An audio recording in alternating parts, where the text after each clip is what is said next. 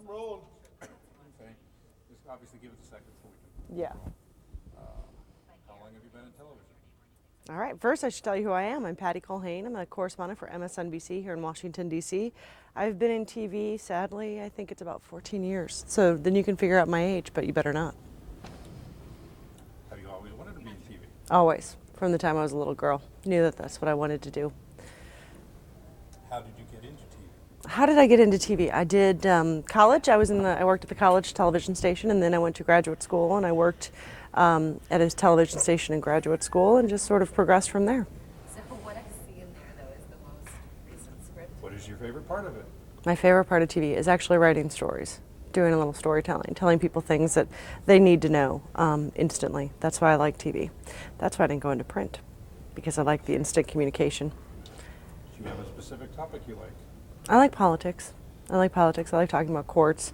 I was a military reporter for about 6 years, so I covered in Norfolk, Virginia, so I covered the military all over the globe, and that was really fun because they all have a different story to tell. So I really enjoyed that part. We got eggs and toast from Bonnie's. What, do you have any impact on any public policy, or have any of your stories had any impact?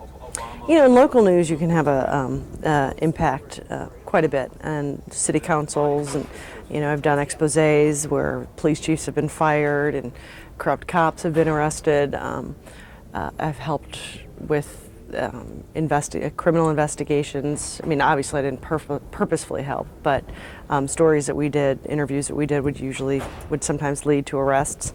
So I mean, there was that. I think from some perspective on a national level, their policymakers are listening, and they're listening to see how you're perceiving them and how it's going out to the public. But as far as on the national level, no, I don't think I've made any huge contribution just yet. Have you been published, or so what? No, but I would like to be. I would like to be published. You know, just getting time to write would probably be needed, but no, I haven't been published yet. What is the best story you've worked on and the worst? Really?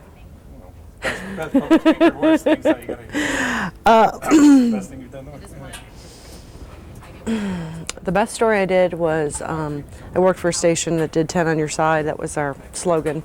And there was a guy I met who had been home from Iraq for 3 weeks, and he lost both of his legs to an improvised explosive device. He was a great kid. His name is Jonathan Bartlett. And he said, yeah, well, I've lost my legs, but it's not going to slow me down. And I so admired his his perseverance and his attitude. And his family didn't have any money. We'd been at their house, and he didn't have a first floor bedroom or bathroom. And he was going to have to crawl because it would be a year before he got his prosthetic. So that's okay.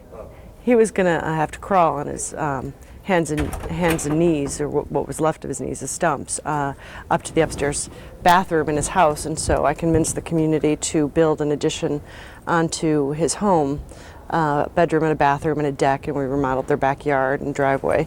Got a brand new heating system, his family's kitchen, so that he was able to cook himself food, which seems minor, but for a kid coming back from Iraq, it was a very big deal. So he lived in his parents' house for the last couple of years, and I just talked to him, and he's moved out, but he did have that, he had that house, so he had somewhere to come home to.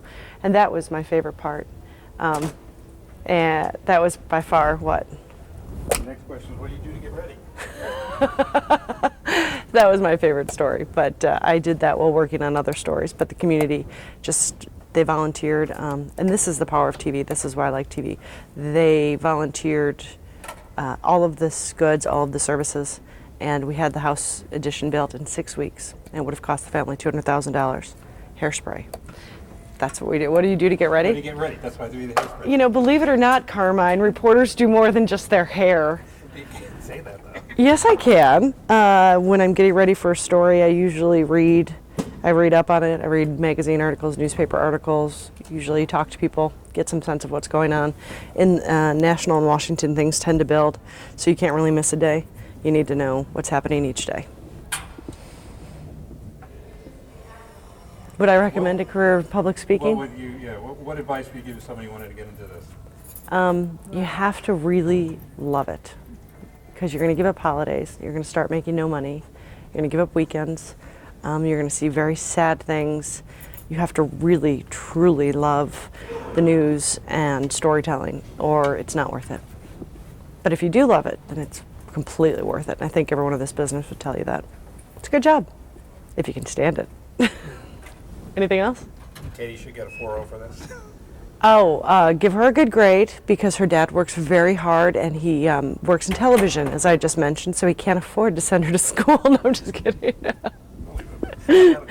No, give her a good grade. She deserves it.